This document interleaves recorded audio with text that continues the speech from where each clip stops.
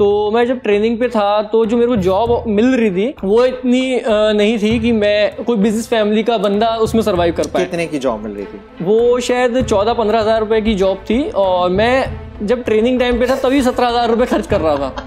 तो guest posting भी एक बहुत क्योंकि मैंने इसको देखा है ग्रो होते हुए, तो गेस्ट पोस्टिंग भी अगर आप अच्छे तरीके से करोगे तो बहुत अच्छा कमा सकते हो। अच्छा, गेस्ट पोस्टिंग में आपको ज़्यादा एसईओ की भी नॉलेज होने की ज़रूरत नहीं है। और मैं बता दूं, डिस्क्लोज कर देता हूं आशीष का एक सीक्रेट, वजीर एक्स पे जब जाएंगे तो किस वीक के टॉप क्रिप्टो एनएफटी कलेक्टर है? इसी टाइम पे वजीर एक्स का टॉप एनएफटी कलेक्टर है आशीष। तो यार आशीष, अब सबसे इंपॉर्टेंट हम सवाल पे आते हैं कि पैसा कितना पीट रहे हो गेस्ट पोस्टिंग से।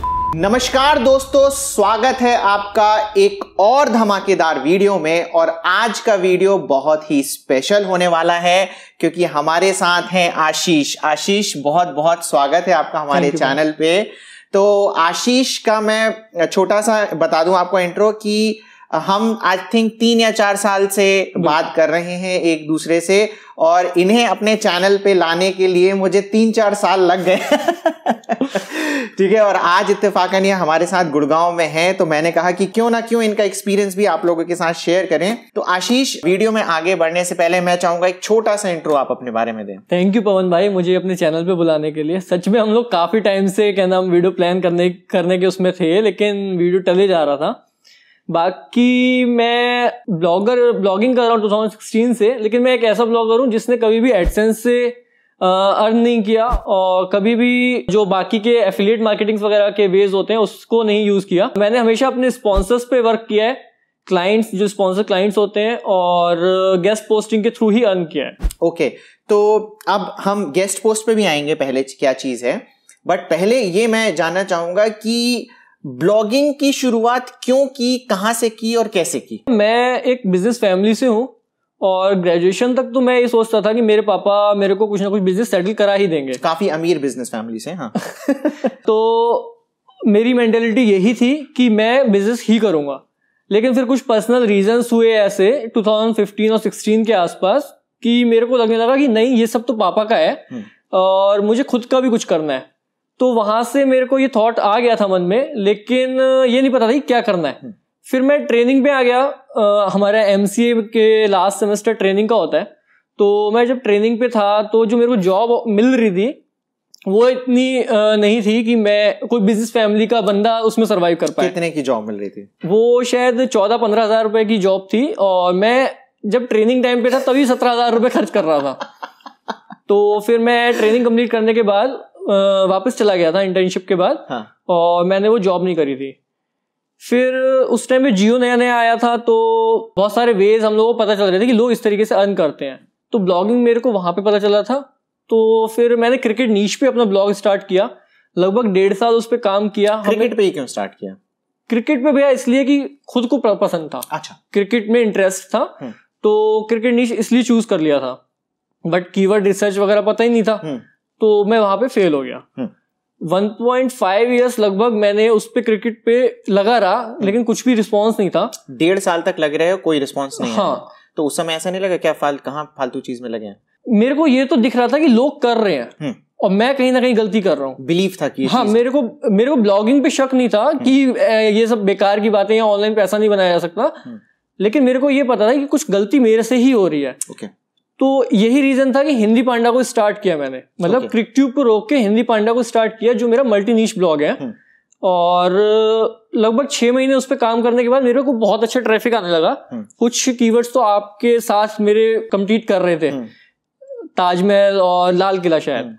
फिर गूगल की एक इवेंट में मेरे को इनवाइट आया, वहां पे मैं और लोगों से मिला। इंदौर के काफी लोग मेरे को मिले जिन्होंने मुझे और ज्यादा गाइड किया।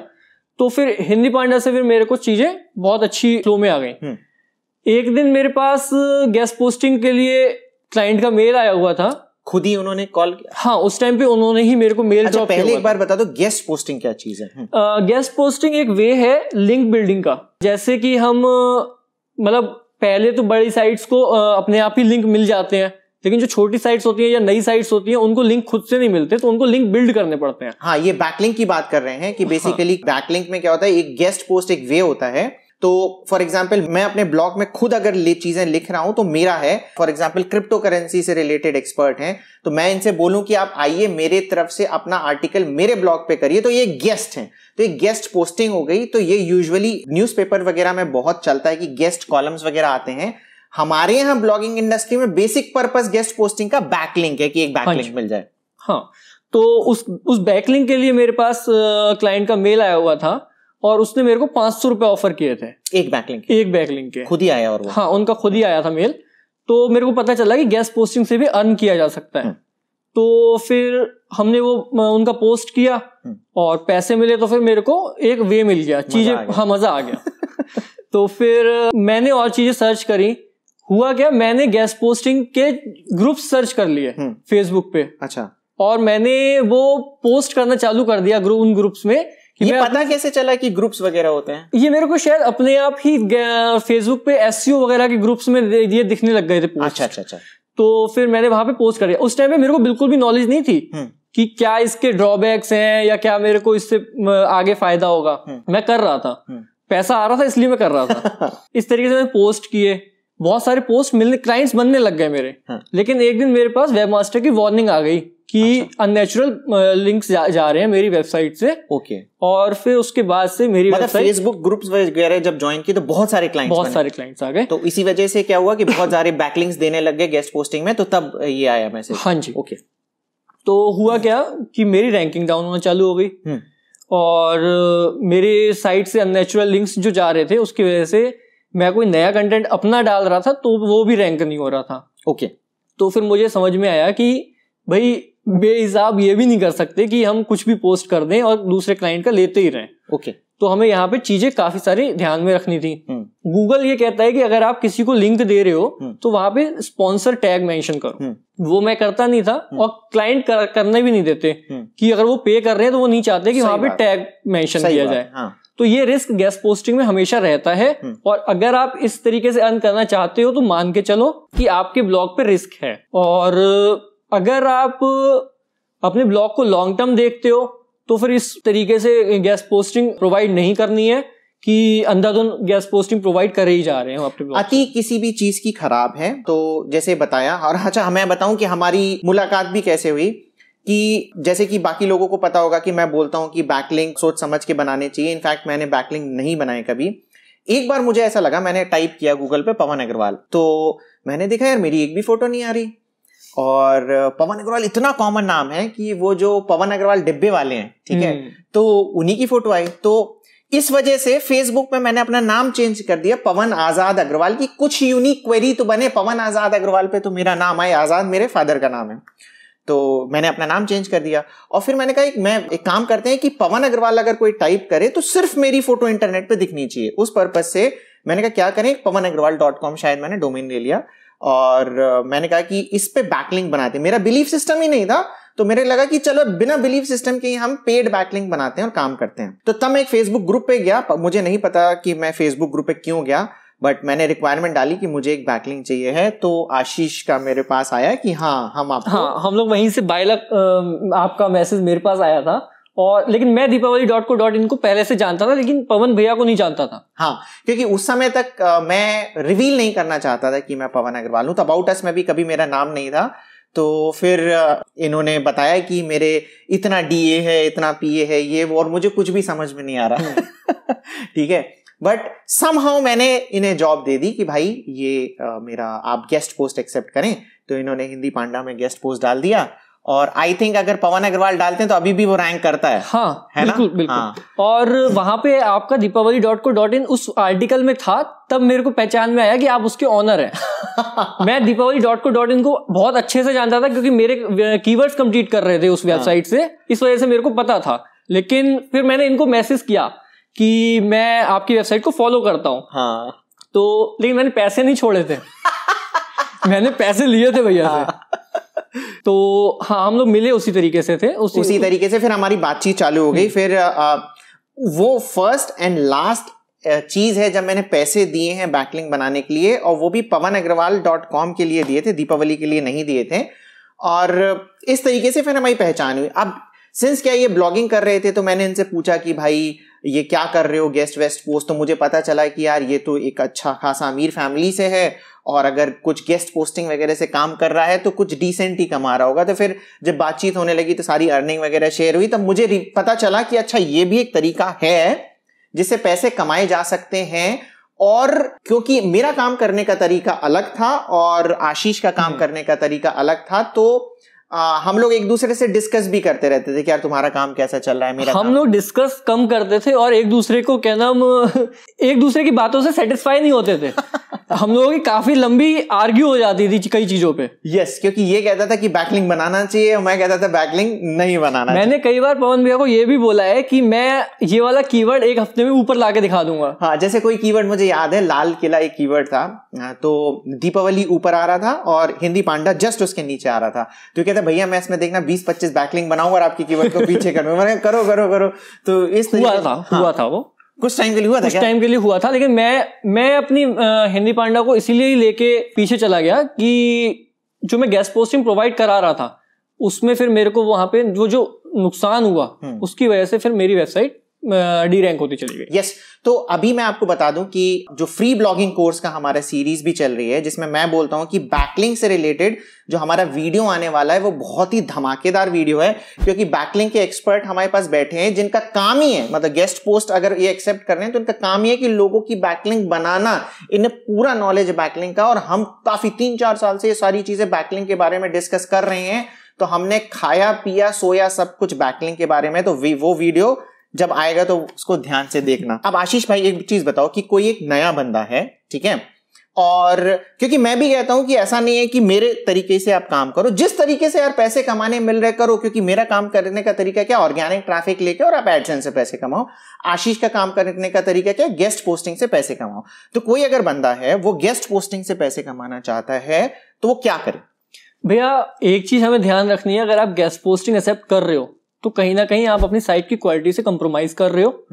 रिस्क है आपकी साइट पे, लेकिन पैसा भी आ रहा है, ठीक है, लेकिन पैसा ये नहीं है कि इतना ज्यादा आ रहा है, उसके लिए आपको एफर्ट्स और भी डालने हैं। मैं अगर आपको अपना बताऊं तो मैंने क्या किया, जब मेरे पास कोई क्लाइंट आता था तो मैंने अपनी वेबसाइट पे तो गेस्ट पोस्ट एक्सेप्ट किया, उसके बाद अपने दोस्त की जो मेरा नेटवर्क ब्लॉगर्स का बना हुआ था उनकी भी साइट्स को सुजेस्ट किया। तो उन्होंने अगर उस साइट पे भी गेस्ट पोस्ट किया तो मेरी भी अर्निंग हो गई, उस फ्रेंड की भी अर्निंग हो गई और क्लाइंट का भी काम हो गया। ओके, तो इस तरीके से फिर मेरा काम और आगे बढ़ता चला गया गेस्ट पोस्टिंग का। सिर्फ हिंदी पांडा से ही नहीं मैं आगे बढ़ा हूं, मैंने फिर अपना नेटवर्क बिल्ड किया है। ओके, नहीं अगर कोई दूसरा बंदा है उसका सिर्फ अपना मतलब वो नेटवर्क वगैरह बिल्ड नहीं करना चाह रहा, उसका ही अगर एक ब्लॉग है, वो गेस्ट पोस्टिंग से पैसे कमाना चाह रहा है तो क्या करे? गेस्ट पोस्टिंग से पैसा आप नो डाउट कमा सकते हो, लेकिन थोड़ा सा आपको संभल के ये चलना होगा कि आउटबाउंड लिंक्स जो आपके जा रहे हैं उस पे गूगल का ये ना हो जाए कि बहुत ज्यादा आप लिंक्स दे दो और गूगल को नेचुरल लगने लगे। मैं एक्चुअली इसमें ये कहता हूँ कि आप 2 ब्लॉग बनाओ, एक मेरे पर्सपेक्टिव से बनाओ जिसमें ऑर्गेनिक ट्रैफिक आ रहा है, और अगर गेस्ट पोस्टिंग से मिल रहे बर्बाद भी हो रहा है तो ठीक है ना, हो जाने दो। बिल्कुल, आप गेस्ट पोस्टिंग वाले ब्लॉग को ये मान के चलो कि हो सकता है ये ब्लॉग हमारा फिर बंद हो जाए या कुछ इस पे स्ट्राइक आ जाए, गूगल हमारे को वेब मास्टर वार्निंग भेज दे या कुछ भी। तो वो क्या करे अगर उसको क्लाइंट्स वगैरह चाहिए हैं? वैसे बेसिकली जैसे तो कौन कौन से तरीके होते हैं? जैसे फेसबुक ग्रुप तो हम मिल गए थे। क्लाइंट्स भैया देखो खुद से भी आने चालू हो जाते हैं जब आपकी वेबसाइट पे ट्रैफिक आता है इनिशियल स्टेज में। ओके, ठीक है। और वेबसाइट जब आप एक्टिव होते हो अपनी वेबसाइट पे तो उसका डीएपीए वगैरह भी क्लाइंट्स चेक करते हैं, तो आपका डीए लगभग 20 से ऊपर रहना चाहिए। ये अब मुझे बता दो, काफी लोग पूछते हैं ये डीएपीए है क्या? हाँ, डीएपीए जो है वो मॉज एक टूल है, एसईओ टूल, तो उसके अकॉर्डिंग चेक किया जाता है डीए और पीए। और अगर आपका डीए 20 से ऊपर है तो आपकी वेबसाइट को क्लाइंट्स की नजरों में अच्छा माना जाता है। ओके, तो हम मॉज से चेक कर सकते हैं कि आपका डीए कितना है। तो आपका मेन रोल ये भी होना चाहिए कि अपनी साइट का किसी तरीके से डीए बढ़ाएं, ठीक है, और फिर क्लाइंट्स आपके पास जब अगर आप अपनी साइट पे एक्टिव हो तो डीए आपका अपने आप बढ़ता जाएगा। अच्छा, अपने आप बढ़ता जाएगा। ओके, एक्टिव मतलब क्या है? अगर पोस्ट वगैरह डालते रहे। हाँ, रेगुलर पोस्ट डालो, ऐसा नहीं कि आप खुद ही स्पैम करने लग जाओ कि मतलब दूसरे बंदे को आउटबाउंड लिंक्स दिए जा रहे हो और उसका कोई मतलब ही नहीं है। खुद से आपको एक क्वालिटी मेंटेन करके चलनी है तो आपका डीए वहां पे बढ़ता है। तो डीए बढ़ता है, तो इसी तरीके से क्लाइंट फिर आपके पास आते जाएंगे और आप बेसिकली उनसे फेसबुक ग्रुप भी एक ऑप्शन है जहां पे आप जाके क्लाइंट फेसबुक ग्रुप से ऑप्शन है, लिंक्डइन बहुत अच्छा वे है। लिंक्डइन से भी आते हैं? हाँ जी, मैं लिंक्डइन से बहुत काम कर चुका हूँ और मेरे इस टाइम पे जो हाई टिकट क्लाइंट्स है वो लिंक्डइन से मिला है मेरे को, और इवन वो गुड़गांव के ही हैं। ओके, लिंक्डइन को पता नहीं आदमी बहुत छोटा समझता है, पर ये है कि जो हाई टिकट वाली चीजें है ना वो सारी लिंक्डइन से ही आती हैं मेरे को। और अब मजा भी हाई टिकट क्लाइंट्स के साथ ही काम करने में आता है, तो लिंक्डइन को हमें मतलब इतना हल्के में नहीं लेना है। लिंक्डइन हो गया, फेसबुक ग्रुप्स हो गए, और बाकी आप गूगल से भी ईमेल्स निकाल सकते हो उन कंपनीज के जो इस फील्ड मतलब जिस फील्ड को भी आप टारगेट करना चाहते हो। जैसे मान लो आप क्रिप्टो को टारगेट करना चाहते हो, तो क्रिप्टो की कंपनीज को के आप ईमेल्स निकालो और उनको अपनी साइट से सुजेस्ट कर दो कि भाई हम इस पे गेस्ट पोस्ट एक्सेप्ट करते हैं और गेस्ट पोस्टिंग के ये बेनिफिट्स हैं। तो हो सकता है उनमें से कोई आपको रिप्लाई करे और आपका गेस्ट पोस्ट सेल हो जाए वहां पे। इसी में मैं ऐड करना चाहूंगा कि अभी ब्लॉग रिव्यू 23 है जो लास्ट हमारा पब्लिश हुआ है, नितिन जी का है वो। तो अभी कुछ दिन पहले हमारा उनसे कॉन्वर्सेशन हो रहा था, तो उन्होंने कहा था कि इलेक्ट्रिक व्हीकल से रिलेटेड ब्लॉग है उनका। तो उन्होंने एक कंपनीज को ईमेल डालना चालू किए और एक कंपनी ने रिप्लाई बैक भी किया कि वी आर इंटरेस्टेड, कि उन्होंने कहा हम अपने साइट पे एक बैनर लगा देंगे। तो नितिन जी ने चार्ज किया 50,000 रुपए। अच्छा, ठीक है। तो मुझसे पूछने लगे कि 50,000 मैंने ठीक चार्ज किया कि नहीं किया। मैंने कहा देखो इसके कुछ रेट वेट नहीं होते हैं। हाँ। ये ऐसा होता है, आप क्लाइंट को खुद से ना जज कर लो।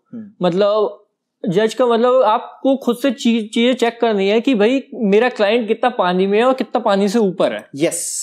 तो ये आप जब मतलब थोड़ा आगे बढ़ोगे तो समझ में आ जाएगा कि वो कंपनी कितना बजट लेके चल रही है मार्केटिंग का। काफी चीज होती है कि उनका बजट कितना है, उनको कई बार रहता है कि अर्जेंटली चाहिए होते हैं कुछ बैकलिंक्स कि चाहिए ही चाहिए। जैसे क्या होता है ना, अपस्टॉक्स वगैरह में, हाँ, मैं थोड़ा अफिलिएट में काम करता हूं, तो वहां पे ना रेफरल पे 200 रुपए मिलते हैं, बट बीच में ना 2-3 दिन ऐसे आते हैं जब 1200 रुपए मिलते हैं। अच्छा। तो मैंने उनसे पूछा भाई ऐसा क्यों? तो उन्होंने कहा जो कंपनी है उनको चाहिए होते हैं कि यार अभी मुझे है ना इस मंथ एंड पे इतने यूजर्स चाहिए ही चाहिए किसी भी कॉस्ट पे, तो वो प्राइसेस बढ़ा देते हैं। मेरे साथ तो ऐसा भी हुआ है कि मैं कभी कभी क्लाइंट से ये पूछ लेता हूँ कि आपका मतलब क्या ऑफर है, और वो मेरे प्राइस से ज्यादा वो ऑफर अपना खुद से बोल देते हैं। हाँ, ये बहुत बढ़िया। मैं इससे क्योंकि बहुत बार हमारी बात हुई है, तो ये कहते हैं कि कभी अपनी प्राइस बताओ ही नहीं। हाँ, सामने वाले से पूछो कि उनका क्या बजट है। यस। मैं एक एग्जांपल दे रहा हूँ। मैंने एक क्लाइंट के साथ काम किया था, वीडियो सॉफ्टवेयर उनका कोई था, और उन्होंने मेरे को मेल किया, उन्होंने मेरे से प्राइस पूछा, मैंने उनसे उनका बजट पूछ लिया। वैसे मैं बोलता शायद $20 या $25, क्योंकि वो जनरल कैटेगरी है। तो उन्होंने मेरे को $70 ऑफर किया। अच्छा। अगर मैं अपने खुद से बोल देता तो अपना नुकसान मैं खुद कर लेता। करेक्ट। वहां से फिर मैंने ये चालू कर दिया कि भाई मैं क्लाइंट से खुद पूछ लेता हूँ कि उनका बजट क्या है, और अगर वो मेरे बजट से कम है तो मैं उनको अपना बजट बता देता हूँ, मतलब अपना ऑफर बोल देता हूँ, और नहीं तो फिर उनके वाले पे काम कर लो आप। तो यही चीज वो नितिन वाली मिस हो गई थी मेरी। तो मैंने कहा 50,000 बोल दिया, कोई दिक्कत नहीं है, क्योंकि कोई भरोसा नहीं हो सकता 50,000 दे दे। मैंने कहा 5,000 भी दे देगा तो बड़ा चीज है, क्योंकि तुम्हारा ब्लॉग बिल्कुल 1 महीने पुराना है, बट ऐसे स्टार्ट कर सकते हो आप। मैंने उसे यही बोला था कि यार अति मत करना उस चीज की, बट थोड़ी बहुत आप गेस्ट पोस्टिंग तो कर ही सकते हो। थोड़ी बहुत कर सकते हो, लेकिन मैंने जो गलती की वो मत करना कि भाई हर ग्रुप में डाल दिए पोस्ट, क्लाइंट्स आते जा रहे हैं, आप खुश हो कि भाई पैसा बन रहा है, लेकिन वो एक टाइम के लिए पैसा बन रहा है, वो फिर आपको बैठा देगा। जैसा हिंदी पांडा एक टाइम पे बहुत ऊपर जा रहा था, बहुत अच्छा ट्रैफिक निकाल रहे थे हम लोग, और अब जब डाउन हुआ तो जो एक दिन का ट्रैफिक था वो 1 महीने का ट्रैफिक बन रह गया है। यस, बट है ना, सीखने से भी मिला इस चीज से कि आशीष की बातों से डिमोरलाइज मत हो जाना कि हिंदी पांडा बैठ गया। क्योंकि जैसे मैंने बोला 2 तरीके के ब्लॉग बनाओ, कि एक बेसिकली दीपावली टाइप का हो जिसमें आप ऑर्गेनिकली काम करो, एक हिंदी पांडा का। प्लस है ना, जो मुझे पता है क्योंकि मैं आशीष से बात करता रहता हूँ, इसका इतना नेटवर्क बन गया है all because of Hindi Panda, right? कि सारे मतलब गेस्ट पोस्ट से रिलेटेड कोई भी बंदा जो बिजनेस में काम कर रहा है वो आशीष को बहुत अच्छे से जानता है, और उनको अगर उनके पास क्लाइंट आते हैं तो वो आशीष से कांटेक्ट करते हैं कि मुझे 2000 बैकलिंक चाहिए, आशीष भाई दिलवा सकते हो क्या? तो ये जो नेटवर्क वगैरह भी बनाया सब हिंदी पांडा की वजह से ही बना है आशीष का। एक क्लाइंट जो मेरे हाई टिकट है वो तो फेसबुक ग्रुप से मिले हैं, और मंथली उनके साथ मैंने 600 बैकलिंक्स पे काम किया हुआ है। मंथली 600 बैकलिंक्स, और हर बार नए बंदों को ढूंढना। हाँ, ओके। नए बंदों को ढूंढने का मतलब मेरे पास जो इस समय नेटवर्क है वो लगभग 6000 साइट्स का है। Oh my God. और वो काम करते थे 600 साइट्स पे। ओके। तो हमने उनके साथ काफी टाइम काम किया। ओके, तो इस तरीके से क्या नेटवर्क भी बनाना है, मतलब अगर आप कर सकते हो, नहीं तो क्या है ना कि लिमिटेड अगर आप करोगे तो लिमिटेड भी आपकी थोड़ी बहुत अर्निंग। मैं सरवाइव कर पाया और मेरा बिजनेस पूरा बिल्ड होता चला गया। वो इसका रीजन यही है, हिंदी पांडा तो डाउन हो गई, लेकिन मेरा हिंदी पांडा से नेटवर्क बना क्लाइंट्स का, और इधर ब्लॉगिंग मतलब ब्लॉगर से मेरी जान पहचान होती रही, तो एक बिजनेस मेरा अलग वे में चला गया। यस, एंड इसी से ही मैं जोड़ूंगा एक पॉइंट कि सिंस हमारी बातचीत होने लगी, ये गूगल के इवेंट्स में जाता था, मैं नहीं जाता था, तो ये कहने लगा कि भैया दिल्ली में एक इवेंट हो रहा है और मैं गुड़गांव में ही था, तो कह रहा है मैं तो आ रहा हूँ, आप भी आ जाओ। तो मैंने कहा ठीक है। वो कोड वोड वगैरह भी इसी ने सब प्रोवाइड किया मुझे कि ये कोड वोड है। तो हम जाके दिल्ली के इवेंट में गए गूगल के, और वहीं पे ही मुझे सतीश भाई भी मिले। ठीक है, तो सतीश भाई से भी मेरा जो लिंक बना वो बेसिकली इसी तरीके से मिलजुल के ही बना। तो जो कम्युनिटी वाला फैक्टर है वो भी बहुत ज्यादा इंपॉर्टेंट है कि आपको कम्युनिटी बिल्ड करके रखना है, क्योंकि ब्लॉगर के साथ एक प्रॉब्लम है कि वो अकेला है, और अकेले में बहुत प्रॉब्लम्स होती है। जब कम्युनिटी आप बनाओगे तब आप बहुत आगे बढ़ सकते हो, क्योंकि ब्लॉगिंग में पता है एक चीज और है, आदमी को लगता है कि मैंने जैसे फॉर एग्जांपल हमने बात करी तो क्या कि तुम मेरे कीवर्ड चुरा लोगे, ठीक है, पर पॉइंट ये है कि हो सकता है ये चुरा भी ले मेरे कीवर्ड, बट मुझे सीखने बहुत मिला इससे, आशीष से। ठीक है, इसी के थ्रू मैं इवेंट में भी गया, बैकलिंक से रिलेटेड भी हमारा काफी डिस्कशन हुआ, तो इसी के थ्रू और भी मैं लोगों से मिला और हमारी कम्युनिटी फिर बहुत बड़ी बनी। तो कम्युनिटी बनाना बहुत ज्यादा इंपॉर्टेंट है। अब आशीष भाई वो पैक्सफुल वाला किस्सा बताओ। हम दोनों का ही सेम क्लाइंट था और वो पहले आपके पास आया था। हाँ। और वो तो हम दोनों की सोच से ही ऊपर था। उसने पवन भैया को शायद 27,000 ऑफर किए थे। नहीं, एक्चुअली क्या हुआ कि मेरे पास आया वो, तो मैंने आशीष, मुझे कोई नॉलेज नहीं, उसने कहा कि आपका है ना किसी कीवर्ड पे, क्रिप्टो कीवर्ड पे रैंक कर रहा था दीपावली, तो उसने कहा कि आपका इस कीवर्ड पे रैंक कर रहा है और मुझे बैकलिंक चाहिए, मैं गेस्ट पोस्ट के लिए इंटरेस्टेड हूं, आप बताओ कितने में दोगे। तो मैंने आशीष से पूछा, तो अच्छा आशीष से मेरी बात होती रहती थी दीपावली के लिए, तो कहता था कि भैया आपको $10 भी नहीं मिलेंगे। तो मैंने कहा क्यों? कह रहा आपका डीएपी अच्छा ही नहीं है ना। तो मैंने कहा यार मेरा तो ट्रैफिक आ रहा है। कह रहा ट्रैफिक आपका आ रहा है ना, जिसको बैकलिंक चाहिए उसके हिसाब से तो आपकी साइट खराब है। क्योंकि शायद उस पर स्पैम स्कोर भी 30 से ऊपर था उस समय, है ना। तो कहने लगा ये तो कोई लेगा ही नहीं, है ना, $10 में भी नहीं देगा आपको बैकलिंक। तो मैंने इससे पूछा कि यार ये खुद ही आया है, इसे मैं कितना बोलूं। तो कहने लगा भैया क्रिप्टो पे है ना, मैंने सुना है बहुत पैसे चार्ज करते हैं, तो कर दो आप कुछ भी। तो मैंने है ना आंख बंद करके ऐसे ही डाल दिए $500। मैंने मेल डाला और तुरंत वहां से रिप्लाई आ गया एक्सेप्टेड। मैंने से बोला यार $500 इसने एक्सेप्ट कर लिए, तो देगा कि नहीं देगा? कह रहा डाल दो, क्या जा रहा है, दे नहीं दे, देखो डाल हटा देंगे, है ना, हटा देंगे। तो मैंने पोस्ट पब्लिश कर दी और $500 मेरे पास आ गए। तो फिर मैंने इसको बताया कि यार ये तो मोटा क्लाइंट है, तू भी बात कर ले से। तो आशीष ने मेल डाला। तो आशीष का कोई, अच्छा उनका क्राइटेरिया ये था कि क्रिप्टो कीवर्ड पे रैंक करना चाहिए। हिंदी पांडा रैंक नहीं कर रहा था। आई थिंक $270 उसने तुम्हें दे दिए थे, हाँ। है ना। तो बिना कीवर्ड पे रैंक किए $270 दे दिए थे। मेरा रैंक कर रहा था। उस दिन मुझे रियलाइज हुआ कि कहो मैं से $5,000 मांगता और ये दे देता, ठीक है। और उस समय वो भाई पैसे बांट रहा था। तो ये रेट से रिलेटेड भी बात हो गई। कई बार निश रिलेटेड भी रहता है, क्लाइंट रिलेटेड भी रहता है कि आपको कोई आइडिया नहीं कि आपके जेब में वो कितने पैसे दे दे। एक चीज मैं बताता हूँ यहाँ पे, पैक्सफुल से ध्यान आ गया मेरे को। जिस क्लाइंट की हम बात कर रहे हैं ना, उस क्लाइंट से सिर्फ मैंने हिंदी पांडा पे काम नहीं किया। हिंदी पांडा पे पैसा बनाने के बाद मैंने उसको और अपना नेटवर्क शेयर कर दिया। उस बंदे ने मेरे साथ बहुत अच्छा काम किया। ओके, हाँ। और हम लोगों ने काफी लिंक्स बनाए हैं उसके। अच्छा, हाँ। फिर उसके बाद ये तब की बात है जब आरबीआई का कुछ सीन चल रहा था क्रिप्टो करेंसी को लेके, और तब पीयर टू पीयर एक्सचेंजेस को वो प्रमोट कर रहे थे, इसलिए पैक्सफुल का बहुत ज्यादा अपने उसमें लगा हुआ था मार्केटिंग में। तो उन्होंने हिंदी साइट्स को टारगेट किया हुआ था। मेरे पास बहुत अच्छी वो थी उस टाइम पे, तो उन्होंने मेरे साथ काफी अच्छा वो किया। तो मैं ये कहना चाह रहा हूँ यहाँ पे, अगर आपके पास कोई क्लाइंट आता है और आपका ब्लॉगिंग का नेटवर्क ब्लॉगर्स का नेटवर्क बना हुआ है, तो आप उनको दूसरी साइट्स भी सुजेस्ट कर सकते हो। नहीं, नेटवर्क बनाओ। अच्छा, दूसरी चीज ये है, हम दोनों की बात करने से आपने ये रियलाइज किया कि मेरे पास क्लाइंट आया, मैंने उसको दे दिया, ठीक है, इसके पास भी कुछ इन्फॉर्मेशन होती है, ये मुझे दे देता है। हम लोग ये नहीं सोचते कि यार हम दोनों एक दूसरे का नुकसान कर देंगे, क्योंकि थोड़ा बहुत हमारा ट्रस्ट बन गया है। इसलिए जब आप कम्युनिटी बनाओ ना, तो ट्रस्ट एक बहुत इंपॉर्टेंट फैक्टर है। अगर आप सिर्फ अपना ही अपना भला चाहोगे ना तो आप अकेले रह जाओगे और एक दिन आपका कुछ नहीं होने वाला है। इसलिए नेटवर्किंग बहुत ज्यादा जरूरी है। अच्छा, अब आशीष भाई एक बात बताओ कि कोई एक ब्लॉगर है ना, तो अब सामने वाला बजट नहीं बता रहा अपना, वो आपसे ही पूछ रहा है कि मैं कितना आप गेस्ट पोस्टिंग के लोगे, तो किस हिसाब से हम अपना रेट बताएं उसे? भैया बजट पूरी तरीके से डिपेंड करता है निशेस पे। जैसे आप अगर क्रिप्टो के क्लाइंट के साथ काम कर रहे हो तो उसका बजट बहुत अच्छा है, जैसे पैक्सुल वाला हो गया हमारा। और अगर कोई कैसीनो वगैरह है या फिर एडल्ट नीश है तो उनका बजट ज्यादा ही रहता है। अगर कोई जनरल नीश का क्लाइंट है तो उनका बजट नॉर्मल होता है। नॉर्मल का मतलब जैसे कि हिंदी पांडा पे मेरे नॉर्मल चार्जेस जो मेरे को क्लाइंट्स के साथ मिल जाते हैं वो $20 से $25 जनरल नीश के रहते हैं। ठीक है, क्योंकि मल्टी नीश है। हाँ जी, मेरा मल्टी नीश है। और अगर आप लोग गेस्ट पोस्टिंग को अपना टारगेट करना चाह रहे हो, अर्न करना चाह रहे हो, तो मैं ये सजेस्ट करूंगा कि आप मल्टी नीश ब्लॉग ही बनाओ। उससे ये क्या होता है कि आपके पास ऑप्शंस बहुत सारे हो जाते हैं और बहुत सारे क्लाइंट्स आते हैं फिर। ओके, तो हिंदी में बनाना चाहिए कि इंग्लिश में बनाना चाहिए? ये मेरी गलती है। मैंने हिंदी में अपना ब्लॉग बनाया हुआ था, हिंदी पांडा, और पैसे के लालच में इंग्लिश भी कंटेंट डालना चालू कर दिया। ठीक है, तो आपका जिस नीश पे ब्लॉग, जिस लैंग्वेज में ब्लॉग है, आप उसी में ही रखो।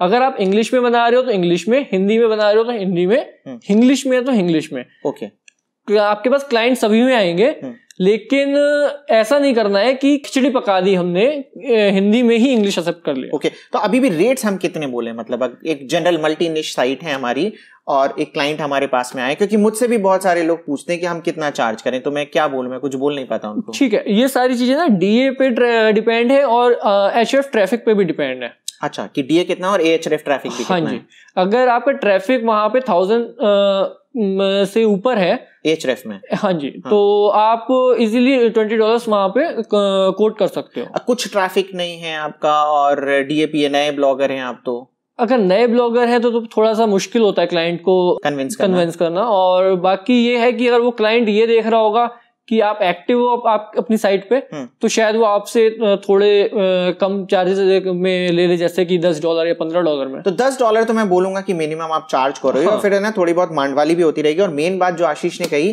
बार बार ये यूज कर रहा है, कंसिस्टेंट।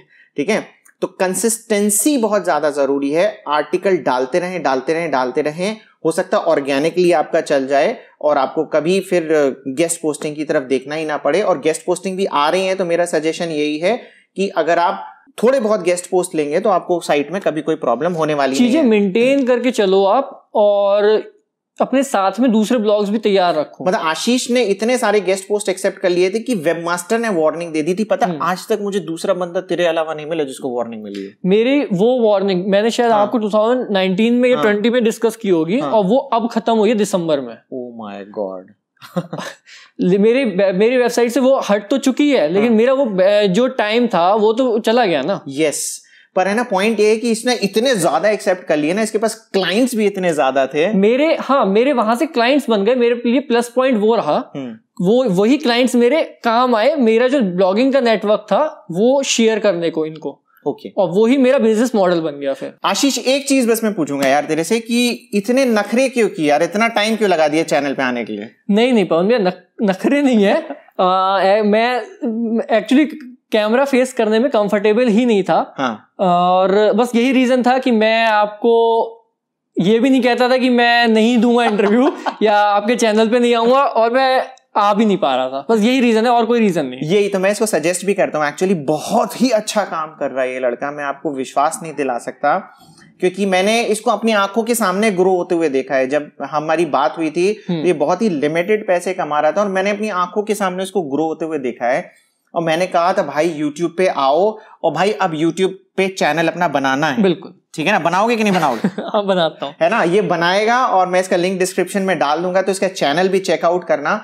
तो बंदे के पास बहुत अच्छी नॉलेज है, और मैं चाहता हूं, क्योंकि जब YouTube में भी अपनी पर्सनल ब्रांडिंग बनेगी ना, तो और लोगों की कम्युनिटी बनेगी और बड़ा ग्रुप बनेगा, और काफी लोगों की और हेल्प भी हो सकती है। तो यार आशीष, अब सबसे इंपॉर्टेंट हम सवाल पे आते हैं कि पैसा कितना पीट रहे हो गेस्ट पोस्टिंग से? पैसा अच्छा है भैया, लेकिन थोड़ा सा ध्यान भी रखना है आपको कि किस तरीके से चीजें लेके चलनी है। पैसा बता भैया, तू पैसा बता कितना कमा रहा है?